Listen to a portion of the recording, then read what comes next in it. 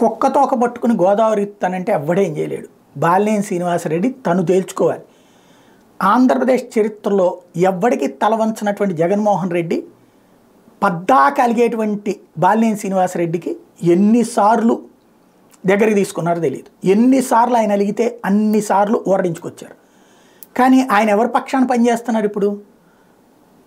సొంత ఎవరు వైవి సుబ్బారెడ్డి ఎంత సొంత బంధువు, ఆయన్నే పక్కన పెట్టి బాలినేనికి పూర్తి ఛాన్స్ ఇస్తే బాలినేనేమో మాగుంట శ్రీనివాసులు రెడ్డి కోసం జగన్తో వైరం పెట్టుకుంటున్నారు.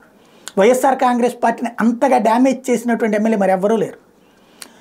తనే జోదాలు ఆడతానని తనే చెప్తాడు, తన వ్యసనాలన్నీ తనే చెప్తాడు, పార్టీ నాశనం అవుతున్నా చూస్తూ కూర్చుంటాడు, ప్లస్ పార్టీకి ఏదో పార్టీ నష్టపరుస్తుందని నమ్మించే ప్రయత్నం చేస్తాడు. ఓ పక్కన ఆయన అడ్డు పెట్టుకుని జగన్ మీదన రెచ్చిపోతూ ఉంటుంది ఒక సెక్షన్ ఆఫ్ మీడియా.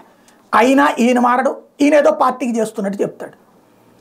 తాజాగా మాగుంట శ్రీనివాసులు రెడ్డి 3-4 సార్లు తనని పిలిచి తెలుగుదేశంలోకి వెళ్దామని చెప్పాడు.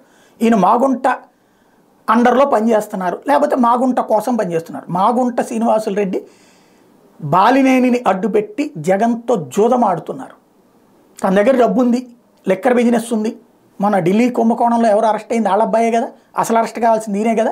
ఈయన కాపాడబడ్డాడు. ఓ రకంగా చెప్పాలంటే జగన్ వల్ల కాపాడబడ్డాడు అన్నటువంటి ప్రచారం కూడా ఆ రోజున చేసింది ఇదే ఈనాడు, ఇదే ఆంధ్రజ్యోతి, ఇదే తెలుగుదేశం అనుకూల మీడియా, అదే TV5, అదే ABN, అదే ఈటీవీ, అదే మా ఆర్టీవీ. కానీ వాళ్ళ దగ్గరనే ఈయనకి ఇష్టం ఉంది, వెళ్తే వెళ్ళొచ్చు. మాగుంట శ్రీనివాసులు రెడ్డి అటు వెళ్ళడానికి సిద్ధంగా ఉన్నారు. జగన్మోహన్ రెడ్డికి ఆ విషయం తెలుసు. అదే విషయాన్ని బాలినేనికి చెప్తున్నా ఈయన మాత్రం మాగుంటని బతిన్లాడి ఆపి ఈయన్ని బతిన్లాడి ఆపాలని కోరుకుంటున్నారు. అది ఆ పార్టీకి ప్రయోజనమా నష్టమా అంటే అతిపెద్ద నష్టపరుస్తున్నది బాలినేనే. అది ఆయనకు అర్థమవుతుందో లేదో తెలియదు. మాగుంట శ్రీనివాసులు రెడ్డిని నమ్మి జగన్తో విభేదం పెట్టుకుంటూ అదేమంటే ఫైనల్గా జగన్ వెనకాలే ఉంటారు. కానీ ఈలోపు పార్టీని మొత్తం సర్వనాశనం చేసేస్తున్నారు కదా. ఆలోచించుకోవాల్సింది ఆయనే.